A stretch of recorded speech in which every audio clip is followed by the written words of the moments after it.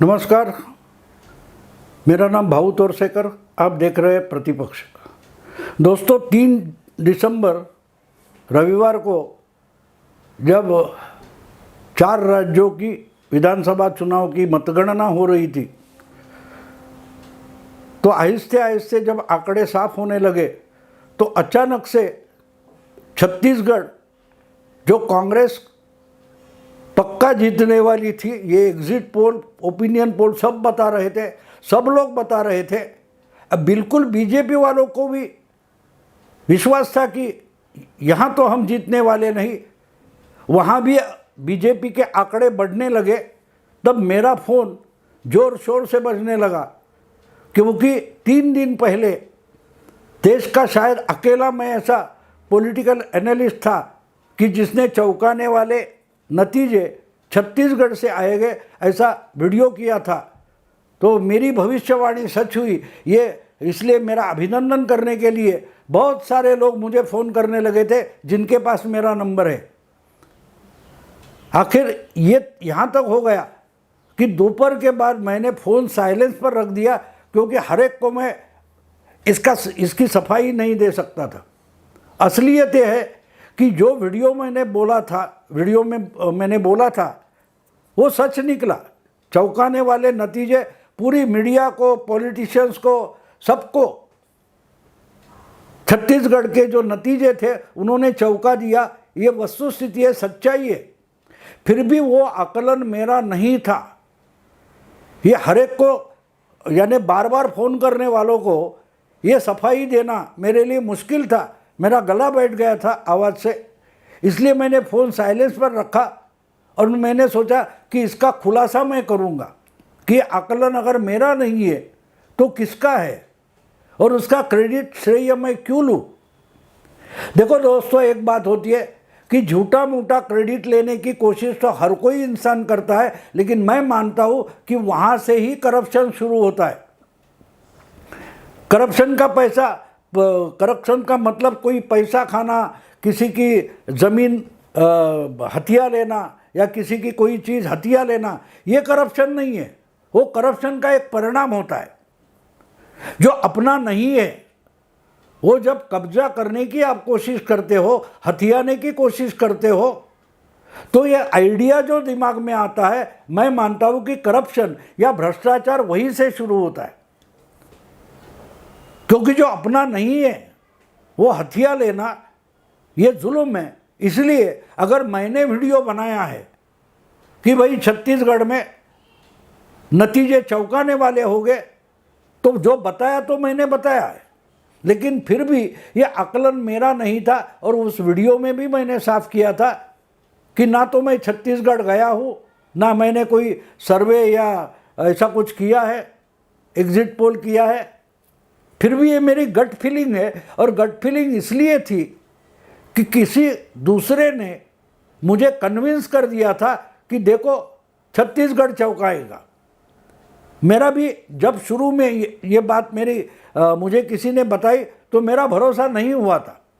उस इंसान का नाम बताना ज़रूरी है। असलियत में मैंने जयपुर डायलॉग्स का जो कल चर्चा सत्र था हमारा संजय दीक्षित और ओमकार चौधरी, अभिषेक तिवारी के साथ, उसमें भी मैंने वो नाम बता दिया था। ओमकार चौधरी के चैनल पर भी मैंने ओसीएन नेटवर्क पर वो नाम बता दिया था। आज इसलिए मैं पूरा एक वीडियो बना रहा हूँ कि सच्चाई लोगों को समझना ज़रूरी है। और लोगों को अगर अजीब लगता है कि भाऊ इतनी सारी बातें सही से क्यों बताता है, तो मेरा भी नहीं होता, औरों का भी होता है, जो खुद सोचते हैं, बहुत सोचते हैं, अपना कोई निचोड़ निकालते हैं और मुझे बताते हैं। और अगर मैं कन्विंस हो गया, मुझे अगर उसमें सच्चाई लगी, तो मैं उस पर बनाता हूँ, उस पर लिखता हूँ, लेकिन वो मेरा नहीं होता। जो मेरा होता है वो मेरा है और मैं बोल देता हूँ। लेकिन अगर दूसरे किसी का है और इतने लोग उस पर खुश हो गए, तो जिसका श्रेय है, जिसका क्रेडिट है, उसको मिलना चाहिए। तो उनका नाम है अंकुर चौधरी। दोस्तों, 4 नवंबर की बात है, बिल्कुल 1 महीने पहले की बात है। 4 नवंबर को मैं जयपुर में था, राजस्थान की राजधानी जयपुर में संजय दीक्षित के जो संस्था है जयपुर डायलॉग्स, उनका एक सालाना कॉन्क्लेव होता है, सम्मेलन होता है, उसमें शामिल होने के लिए मैं वहाँ गया था। बहुत सारे मेरे चाहने वाले फॉलोअर्स है, फैंस है, उनसे मुलाकातें हुई। उसमें एक थे अंकुर चौधरी, वो मुझे वहाँ मिले और बहुत सारी बातें उनके साथ हुई और लोगों के साथ हुई। तो उन्होंने उस वक्त मुझे बताया था कि आप बढ़िया वीडियो बनाते हैं, ये है वो है। तो उन्होंने उस वक्त भी बताया था कि अगले चुनाव में कैसा क्या क्या होने वाला है। लेकिन एक बात और है दोस्तों, मेरा ख्याल है 22-24 नवंबर के बाद उनका फ़ोन मुझे आया था। मैं मुंबई में हूँ, वो तो दिल्ली में है, नोएडा में रहते। ये नोएडा के निवासी है, बहुत सारे स्कूल कॉलेज वगैरह चलाते हैं और कुछ कुछ संस्थाएं चलाते हैं। तो वो भी अपने तरीके से राजनीति का अभ्यास करते हैं। हाँ, हमारे जैसे पत्रकार नहीं है तो वो शब्द की रचना करके आपके सामने पेश नहीं कर सकते होंगे, लेकिन वो सोचते कितना अच्छा है, देखिए कितनी बारीकी से चीज़ें सोचते हैं। तो वो उन्होंने मुझे बताया था कि देखो बीजेपी, सब लोग बोल रहे हैं, खुद बीजेपी को भी भरोसा नहीं है कि छत्तीसगढ़ जीत सकती है, लेकिन बीजेपी छत्तीसगढ़ में चमत्कार करेगी। तो ये जो आकलन था बेसिकली वो उनका था। और वो इतने मेरे साथ कम से कम 15-20 मिनट 2 बार फ़ोन किया और बोले कि नहीं आप उस पर वीडियो बनाओ, अगर आप वीडियो बनाएंगे तो पक्का हो जाएगा, क्योंकि मुझे गारंटी है, मुझे विश्वास है कि बीजेपी छत्तीसगढ़ जीतने वाली है। उसके उन्होंने अलग अलग तर्क दिए थे, उसका इस्तेमाल मैंने उस वीडियो में किया था। लेकिन फिर भी मैं खुद कन्विंस नहीं हुआ था कि अगर सब लोग बोल रहे, देखो मैं पत्रकार हूँ, 50 साल से ज़्यादा पत्रकारिता किए, तो हमारा पत्रकारों का भी सोचने का एक तरीका होता है, एक लॉजिक होता है। तो मेरी समझ में नहीं आ रहा था कि अंकुर चौधरी इतना आग्रह कर रहे हैं, फिर भी अगर पूरी की पूरी मीडिया, पॉलिटिशियंस अगर दूसरी तरफ से बोल रहे तो मैं अंकुर चौधरी पर भरोसा क्यों करूं? और ये सवाल हमारे दिमाग में बार बार आता है। आपको याद होगा, शायद आपने देखा होगा, तो जयपुर डायलॉग्स में जब हमारा सेशन चल रहा था, अभिषेक तिवारी, ओमकार चौधरी, धीरेन्द्र, बाकी के लोग थे, प्रदीप भंडारी थे, जयजात पूनावाला थे, तो उसमें मैंने एक किस्सा बताया था। मैं बिल्कुल जवान था पत्रकार, 77 में। उस चुनाव के दरमियान उस समय के बड़े नेता थे सोशलिस्ट राजनारायण, ये मुंबई में प्रचार सभा में आए थे और उनसे मैं मिला था। उस वक्त वो इंदिरा जी के खिलाफ रायबरेली का चुनाव लड़ रहे थे। तो मैंने उनसे पूछा था, नेताजी रायबरेली की हालत क्या है? तो उन्होंने उनके ढंग से बात की थी, उनकी स्टाइल में कहा था, वो तो मैं जीत चुका हूँ। तो मैं हंस पड़ा था। लेकिन उन्होंने क्यों जीतने वाला हूँ उसका जो एक्सप्लेनेशन, खुलासा दिया था, वो मुझे बड़ा रास आया था, वो दिमाग में बात बैठी थी। तो उन्होंने कहा था कि लोग राजनारायण को जिताने वाले नहीं हैं, लोग इंदिरा को हराने वाले हैं, और सामने अकेला कैंडिडेट अगर राजनारायण है तो उसको जीतना पड़ेगा। अपने ही खिलाफ राजनारायण प्रचार करे और लोगों को रिक्वेस्ट करे कि मुझे हरा दो, फिर भी राजनारायण जीतेगा, क्योंकि लोगों को राजनारायण को जिताना है ही नहीं, लोगों को इंदिरा को हराना है। तो परिणामवश मैं जीतूंगा। ये किस्सा मैंने जयपुर डायलॉग्स में उस सेशन में बोला था। तो जब उस वक्त की बात है, मैंने उस वक्त यानी 77 में मैंने मैं जो जिस पेपर में काम करता था उसमें हेडलाइन की थी कि अमेठी के कारण रायबरेली धोखे में है। तो पूरे के मेरे सीनियर्स थे, वो गुस्सा हो गए, तो पागल हो गया, इंदिरा गांधी हार सकती है वगैरह वगैरह वगैरह। लेकिन जिस दिन मतगणना हुई उस दिन मेरी हेडलाइन सच हुई, लेकिन वो हेडलाइन ओरिजिनली राजनारायण की थी। उन्होंने मुझे कन्विंस कर दिया था और मैं कन्विंस हो गया था। उन्होंने जिस ढंग से मुझे समझाया, तो मुझे लगता है कि अंकुर चौधरी जो नोएडा के हैं, जयपुर में मिले थे, हमने एक दूसरे का फ़ोन शेयर किया था, तो उन्होंने मुझे 25-26 नवंबर को बार बार आग्रह किया कि आप उस पर छत्तीसगढ़ पर बनाओ वीडियो, ये तो पक्का होने वाला है। तो जिस तर्क से उन्होंने मुझे समझाया, मैं कन्विंस हो गया। और एक बात है कि जब मैं कन्विंस होता हूँ तो मैं मान लेता हूँ कि शायद मेरा पूरा विश्वास नहीं होगा, लेकिन इस आदमी के बताने में कुछ दम है, तो मैं उस पर लिखता हूँ या उस पर वीडियो बनाता हूँ। तो मैंने वीडियो बना दिया था जो 30 तारीख को मेरा ख्याल है एग्जिट पोल आने के बाद वो डाल दिया था। तो उस वक्त तो एग्जिट पोल भी आ गए थे, ओपिनियन पोल की बात छोड़ो, एग्जिट पोल आ गए थे कि आराम से कांग्रेस जीतने वाली है। और मेरा वीडियो क्या था, छत्तीसगढ़ के नतीजे चौंकाने वाले हो गए। तो मैंने अंकुर चौधरी पर भरोसा किया था। मुझे लगा था कि इसकी कन्विक्शन देखो, ये तो पॉलिटिशियन नहीं है, ये कोई राजकीय कार्यकर्ता नहीं है, ये पत्रकार नहीं है, लेकिन इनका आग्रह जो था, उनका जो कन्विक्शन था, वो मुझे अपील हो गया। तो मैं जो दिखाई देने में हमको सामान्य नागरिक लगता है, लेकिन वो भी सोचता है। वो जितने अलग ढंग से और बारीकी से सोचता है, उतनी बारीकी से हम पत्रकार भी नहीं सोचते। तो मैंने सोचा कि ये बता तो रहे। और बाद में जब मैंने कुछ इन्फॉर्मेशन निकाली, 2-3 हमारे नागपुर के पत्रकार है, उनसे बात वगैरह की, तो मुझे उसमें दम लगा। मैंने बोला हाँ, अंकुर चौधरी सच साबित हो सकते हैं। अगर ये इंसान इतना आग्रह कर रहा है, तो इसके लिए मैं क्यों ना एक वीडियो बनाऊं। और उस वीडियो में मैंने मान भी लिया है कि शायद मैं पूरा का पूरा गलत साबित हो सकता हूँ। ये मैंने उस वीडियो में बोला था, क्योंकि अगर मेरा फर्स्ट हैंड उसका एक्सपीरियंस नहीं था, मेरा खुद का अनुभव नहीं था, लेकिन मैं उनके अनुभव पर विश्वास कर रहा था।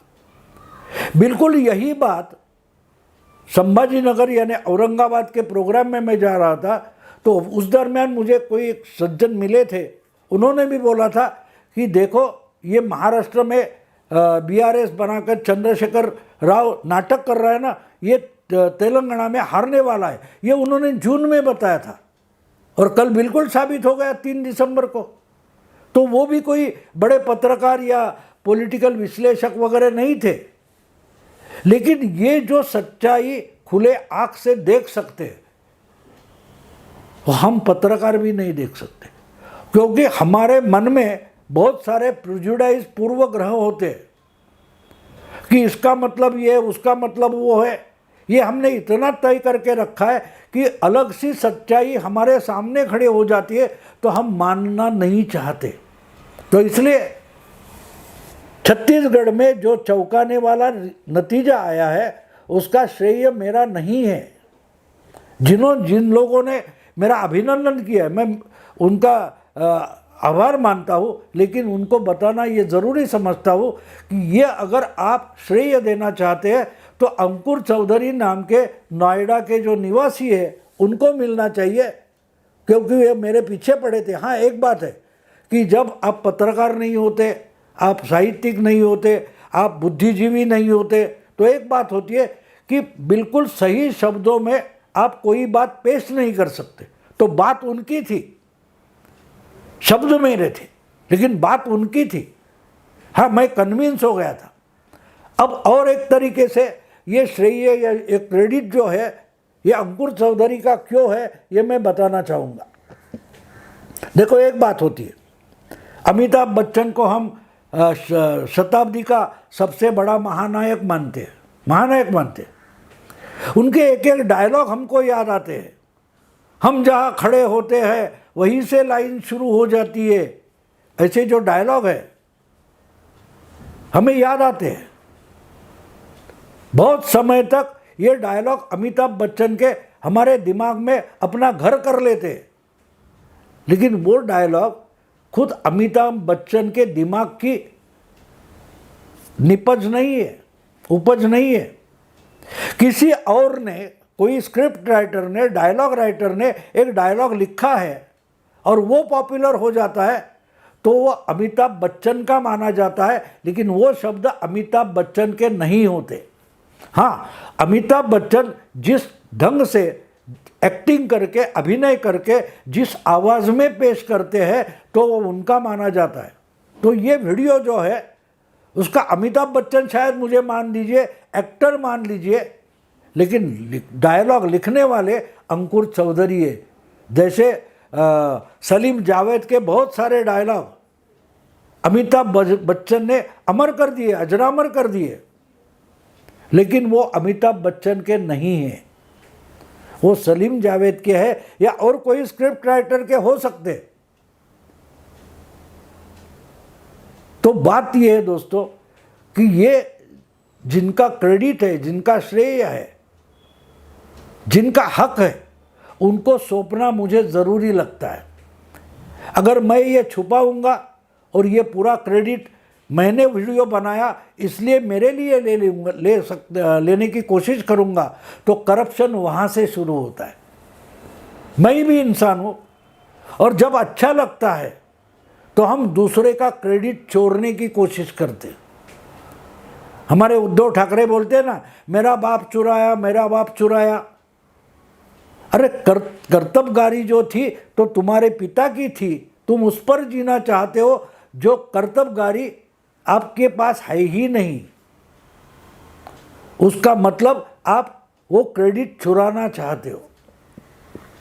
करप्शन उसे बोलते हैं दोस्तों। बाकी होता है पैसा, लैंड, घर, प्रॉपर्टी, ये सब परिणाम है। करप्शन दिमाग में शुरू होता है।